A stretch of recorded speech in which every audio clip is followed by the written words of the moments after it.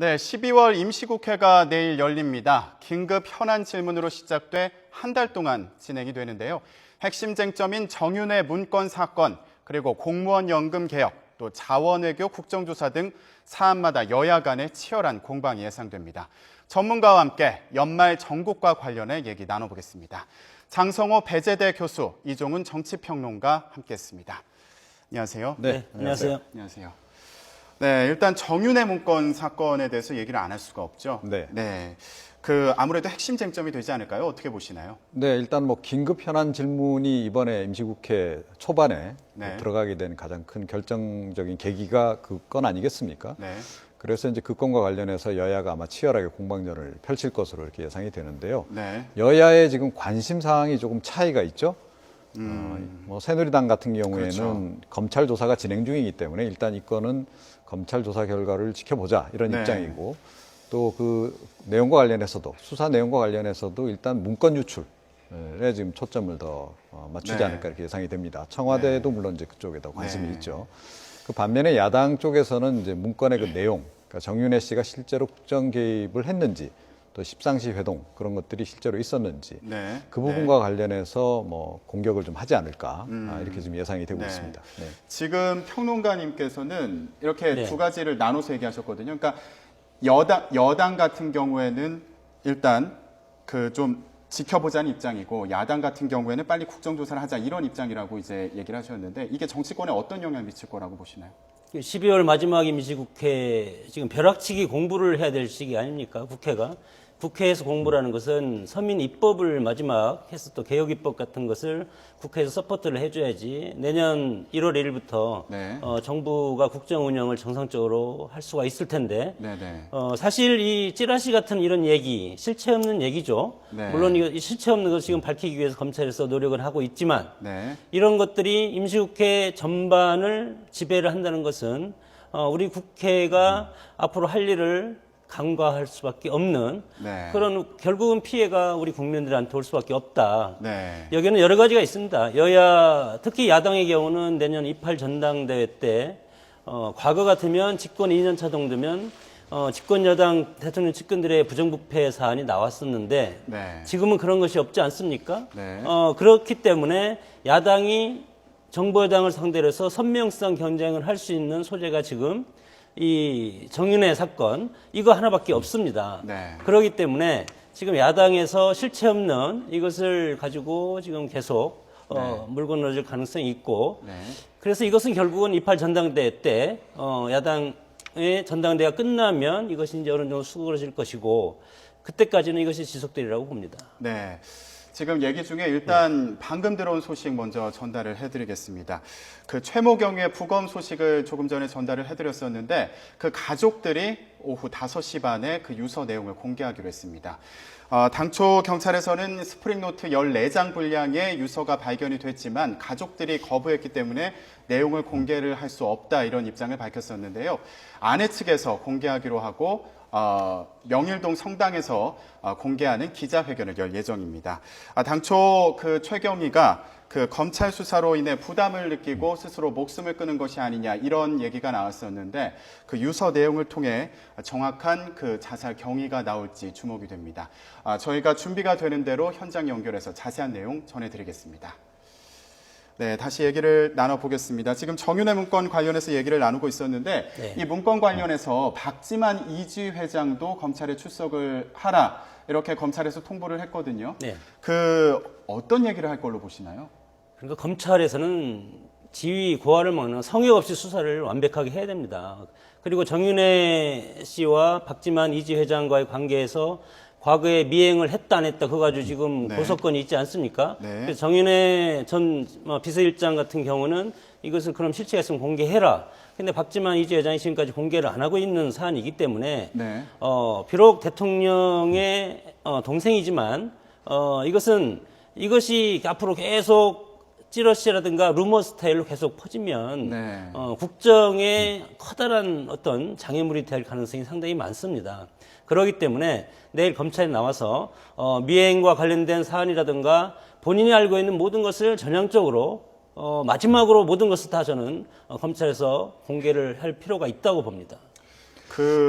정윤회 씨 문건 관련해서 보면 정윤회 씨와 이제 그 저희가 인터뷰를 했었는데 네. 박지만 씨 그 라인을 의심하는 듯한 그런 발언을 많이 하거든요. 네, 왜 그렇죠. 자신을 이렇게 의미하는지 모르겠다. 네. 이런 주장을 하고 있는데 좀 그런 상황에 대해서는 좀 어떻게 보시나요? 네, 그러니까 그런 얘기가 나오기도 했고 또 청와대에서 지금 감찰을 했다는 거 아닙니까? 자체 네. 감찰을 해서 네. 지금 검찰에 전달한 문건 그 내용을 보게 되면 조홍천 전 비서관이 결국은 문서 작성 그리고 유출을 주도를 했다는 네. 거고요. 그리고 그 도운 인물들이 이제 7인회 네, 네. 이런 식으로 이제 명명이 돼 있는 그런 네. 그 상황입니다.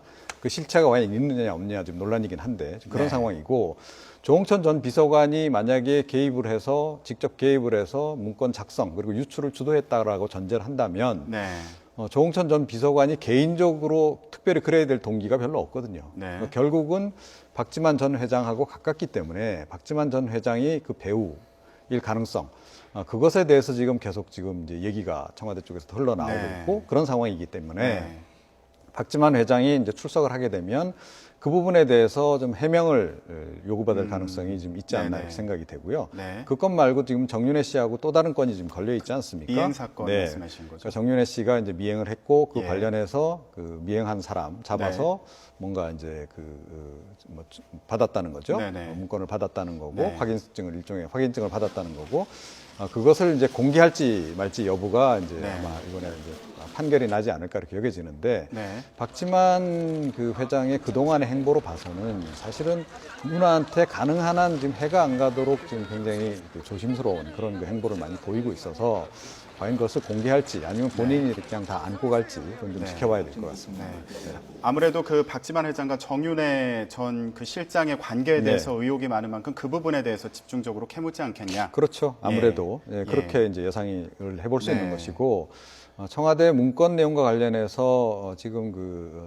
이른바 정윤회 감찰 문건 네. 그것이 이제 유출된 것과 관련해서 이제 박지만 회장이 어떤 역할을 했느냐 그 부분도 아마 검찰이 좀 물을 것 같아요. 네. 그런데 지금 뭐 조홍천 전 비서관은 세계일보 쪽하고 박지만 회장 쪽을 연결은 시켜줬다라는 얘기를 지금 하고 있거든요. 네. 근데 이제 그 과정에서 과연 박지만 회장이 문건과 관련해서 이제 네. 세계일보에 제공한 부분이 있는지 이게 이제 확인이 돼야 될 부분이고요. 네. 네. 세계일보가 확보를 했고 박지만 회장이 받은 그 문건들은 네. 대부분은 박지만 회장과 그 부인인 그 서양희 변호사와 관련한 내용이 많았다 그러지 않습니까? 네. 근데 그 중에 과연 정윤의 이른바 감찰 문건까지 포함이 돼 있었던 건지 그것은 네. 아직까지 확인이 안 되고 있어요. 그래서 그 부분과 관련해서 아마 검찰이 좀 묻지 않을까 이렇게 여겨지고 네. 박지만 회장도 의견을 좀 피력할 것으로 이렇게 보입니다. 네, 네.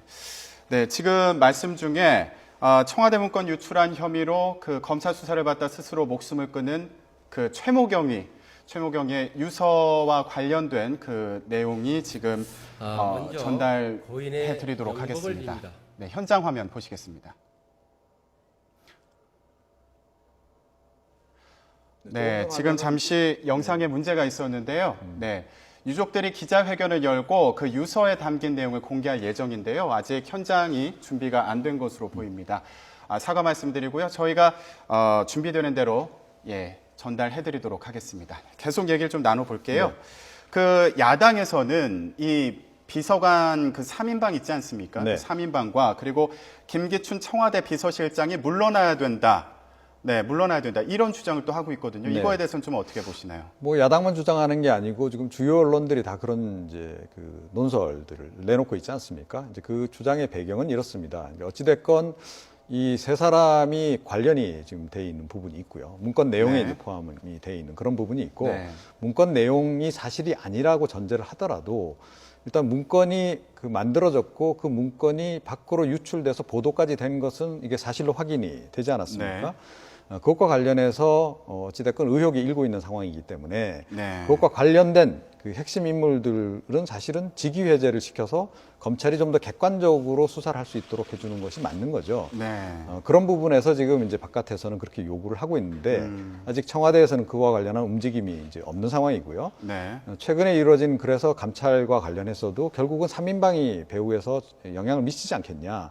그럼 이게 과연 청와대에서 조응천과 그 10인이 아니고 조응천과 7인회가 주도해서 만들었다라고 하는 네. 또 문건 또 유출을 했다라고 하는 그 주장 자체가 조금은 주관적일 수도 있다. 네. 그런 얘기들이 지금 이제 나오고 있는 것이죠. 그 부분과 관련해서 청와대가 조금 더 명쾌하게 이 문제를 정리를 하려고 그러면 사실은 그 논란이 되고 있는 3인방을 일단은 직위 해제시켜 놓고 일을 진행하는 것이 지금 옳다고 생각이 되는데 네. 아직까지 그 정도까지 이제 그 네네. 결단은 못 내리고 있는 것 같습니다. 네. 거기 이제 그렇다면 최근에 어떻게 그 보시나요? 네. 이제 양천이라고 뭐 두 천 있지 아, 않습니까? 네네. 박광천 경정, 네, 조응천 조응천, 예. 비서관. 예. 이 양천 두 분의 지금 자가발전식으로 해서 과잉충성 민정수석실을 중심으로 한 네. 저는 과잉충성이라고 봅니다. 그 과잉충성의 대상이 박지만 이주 회장이 될 수도 있고 네. 역으로 박지만 회장이 지시했다기보다는 아래서 위로 과잉충성하는 시중에 나오는 여러 가지 찌라시 확인되지 않은 실체 이런 걸 가지고 지금 본인들이 스스로 작성을 했다고 했지 않았습니까? 네. 그런 자가발전의 가능성이 크고 자 3인방과 관련해서는 대통령이 정식으로 임명한 청와대 내 비서실 어떤 공식적인 직함을 가지고 있는 사람들입니다. 네. 이 사람들의 영역은 결국은 대통령의 어떤 통치 영역에 속해 네. 있고 대통령의 통치수의 일환으로 대통령이 하명을 받고 하는 것이지 이 사람들이 저는 이렇게 해서 구체적으로 뭐 지금 시중에 찌라시에 나온 그런 내용을 네. 이 사람들이 자가발전해서 네. 국정을 농단했다거나 그런 팩트가 하나라도 있습니까? 그런 것이 없기 때문에 네. 저는 지금 당장은 3인방에 대한 뭐 면직이라든가 네. 그리고 스스로 사퇴라든가 이런 것은 아직은 시기상조라고 보고 지금 제도권인 검찰에서 정확하게 이것을 지금 진실규명을 하고 있지 않습니까? 네네. 지금 뭐 마침 최모 경위가 뭐 엊그제 이렇게 자살을 해서 네. 지금 이것이 지금 상당히 안 좋은 상황으로 흘러가지만 네. 이 아랫분들이 실무진들이 사실 이렇게 자살하는 것은 윗선에서 책임을 지지 않고 지금 계속 진실 공방을 하기 때문에 밑에서 저는 이런 사고가 난다고 봅니다. 네. 그렇기 때문에 중요한 것은 검찰 수사를 빨리 매듭을 지고 그리고 야당에서는 지금 특별한 호재가 없기 때문에 이걸 가지고 28 전당대회까지 선명성 경쟁으로 끌고 갈 것입니다. 네. 당권 주자들이. 네. 그렇기 때문에 청와대 비서실이라든가 3인방이라든가 여러 가지 인적 쇄신은 야당이 검찰 수사가 일단 나오고 그리고 야당의 28 전당대회가 끝나고 네. 그리고 내년 2월 25일이 3주기 아닙니까? 네네. 대통령 취임 3주기를 전후해서 국정의 새로운 어떤 아젠다를 제시하면서 인적 개편을 저는 같이 하는 것이 자연스럽다고 봅니다. 지금 두 분 말씀이 좀 엇갈리는 것 네. 같아요. 평론가님 더 하실 말씀 있으실 것 같은데 어떠세요? 예. 그 인적 개편 관련해서는 사실은 청와대가 그 이미 확인된 그 팩트들이 몇 네. 가지 있지 않습니까? 네. 일단 정윤회 씨 관련한 문건이 만들어졌고 그것이 밖으로 유출이 됐다. 있어서는 안 될 일이 벌어진 거죠. 그리고 문건의 내용에 포함된 대로 실제로 일들이 진행이 됐다. 그래서 네. 이른바 박지만 라인은 정리가 되고 정윤회 라인들이 조금 더 득세를 하는 그런 식으로 정리가 됐다. 이런 팩트들이 분명히 지금 나오고 있는 거죠. 그와 관련해서 청와대가 이 문제를 정리할 그런 의지가 강력히 있다면 네. 전 대통령이 결국은 이제 결단을 내려야 될 문제라고 생각이 네네. 되는데요. 일단 비서실 내에서 지금 제대로 안 돌아가고 문건이 유출되고 이런 사고가 발생한 거 아닙니까? 네. 그러면 일단 선제적으로 조치를 좀 취해야 되는 것이죠. 그러니까 당연히 비서실장 교체를 해야 되는 것이고 비서실장, 새로 교체한 비서실장을 중심으로 해서 비서진을 새로 구축하는 그런 작업들이 오히려 개각보다 더 먼저 이루어져야 네. 정상인 거죠. 네네. 그래야 국민들도 납득을 하지 않겠습니까? 네네. 특히 3인방과 관련해서 왜 그렇게 3인방에게 대통령이 의존을 많이 하시는지는 모르겠습니다만 그 3인방 물론 훌륭한 분들이지만 그분들 말고도 열심히 일할 분들 많이 있습니다. 친박계 내에도. 그런 분들을 기용해서 그 비서실을 일단 쇄신하는 것이 전 급선무다 이렇게 생각을 하고요. 네. 그리고 이제 장 교수님 말씀 가운데 뭐 야당이 이 이슈를 가지고 굉장히 이슈화를 할 거다라고 말씀하는데 네. 사실은 야당은 예기치 않은 지금 이슈가 지금 불거진 것이고 네네. 야당은 원래 그 사자방 국정조사를 이슈화하려고 했던 상황 아니겠습니까? 네. 그런 상태에서 돌발 변수로 이게 터져가지고 그런데다가 또 이 과거 같으면 야당에 이 관련한 제보들이 막 들어오는데 네. 최근에 야당이 제대로 역할을 못 하다 보니까 제보도 안 들어옵니다. 그래서 별로 할 수 있는 역할이 없어요. 네네. 그래서 야당도 별로 이 이슈와 관련해서는 그렇게 적극적이어야 될 이유가 별로 없는 상황이거든요. 오히려 그것이 좀 걱정해야 될, 국민들이 걱정해야 될 부분인 거지 네네. 야당이 이걸 가지고 이슈화를 할 거다? 그건 조금 전 달리 봐야 된다 이렇게 생각을 합니다. 근데 그렇게 가장 저는, 좋은 야당의 역할이 정부 여당을 견제하는 건데 네. 지금 뭐 사자방이라든가 이런 것들은 여러 가지 지금 다각적인 계파 간의 갈등이라든가 네. 호불호가 있기 때문에 그래서 야당이 여기에 또 접근하면 자기들이 있었을 때 그 정권까지 같이 가기 때문에 상당히 여러 가지 미묘한 것들이 상당히 많습니다. 그래서 단기적인 지금 가장 큰 좋은 호재라고 저는 야당 입장에서 보면 그렇다고 네. 저는 생각을 네. 한 것이고 예를 들어 비서실장 바로 바꾸면 되죠. 네. 인사권자가 뭐 그 바꾸는 거 뭐 쉽지 않습니까? 근데 아까, 그리고 예, 예, 뒤로 미뤄야 된다고 3인방도 하셨는데. 바로 예. 면직시키면 되죠. 네. 그러나 대통령 혼자가 모든 걸 합니까? 그러면 다른 비서관을 와야 되는데 네. 그거 쉽지 않고 네. 그리고 명확한 위법성이 있으면 불법적인 것이 있으면 교체를 하는데 네. 그런 거 없이 그냥 우리가 이렇게 좀 출세하고 위에 가다 보면 여러 가지 말들이 많지 않습니까? 네. 그러니까 행동 거지를 조심해야 된다는 것은 맞는데 네. 명확한 검찰 조사가 없기 전까지는 저는 할 수가 없고 네. 예를 들어 지금 비서실장을 교체하면 네. 나중에 검찰 조사가 나오면 비서실장 이외에 또 다른 사람을 또 저 내쳐야 된다고 봅니다. 네. 그래서 인사는 한 번에 몰아서 하고 네. 내년 2월 25일을 전후해서 네. 국정의 쇄신 그리고 새바람을 일으키는 그런 계기로 삼았으면 좋겠습니다. 네. 좀 더 검찰 조사를 기다려봐야 된다. 이제 이런 말씀이신 거잖아요. 아니 저는 당연하죠. 그것은 검찰 조사가 일단 나와야지 네. 이것이 그리고 뭐 야당에서 예를 들어서 특검을 하자고 하는데 네. 사사건건 다 특검을 하고 누가 이렇게 하더라 이런 찌라시 수준을 가지고 예를 들어서 특검을 한다고 하면 네. 지금까지 과거 온노비 사건부터 해서 뭐 드러난 것이 뭐 몇 개나 있습니까? 네. 그것은 결국은 여야가 지대하게 싸우다가 국민들이 그거에 대해서 실증을 느낄 때까지 싸우고 가다가 국민들이 실증을 느낄 것 같으면 슬그머니 이렇게 빠지는 그런 것이 지금까지 정치의 행태였습니다. 네. 앞으로는 그런데 사실은 이번에 최경희 그 사망 사고 네. 를 계기로 검찰이 지금 제대로 수사를 하기 힘들다라고 하는 것이 전 여실히 드러났다라고 보거든요. 그러니까 문건을 유출이 가장 큰 문제는 문건이 청와대로부터 유출이 됐다는 거죠. 네. 그 유출자, 1차 유출자를 지금 특정을 지어야 되는데 검찰이 지금 특정 짓지를 못하고 있는 겁니다. 네네. 박관청 경정일 가능성이 높다라고는 보고 있고 또 조홍천 전 비서관도 관계가 됐다. 청와대 쪽에서는 그렇게 보고는 있지만 네. 물증이 확실히 지금 나오고 있지가 않은 상황이지 네네. 않습니까?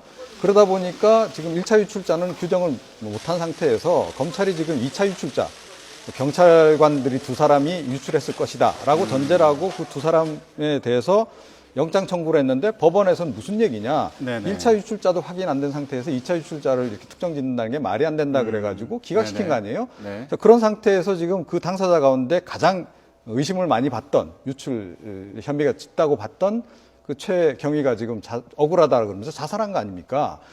이게 예사 상황입니까? 그리고 이 45세 적지 않은 나이에 또 가족도 있는 자녀도 있고 부인도 있는 그런 분이 네. 연말 연시를 앞두고 이렇게 죽음을 택할 정도라 그러면 엄청나게 그 수사와 관련해서 압박감을 느꼈거나 아니면 그야말로 요즘 일각에서 제기되고 있는 누군가에 의한 뭐 간접적인 직접적인 또 타살 가능성도 있다고 좀 봐야 된다고 보는 그게 오히려 더 자연스럽다라고 보는 거거든요.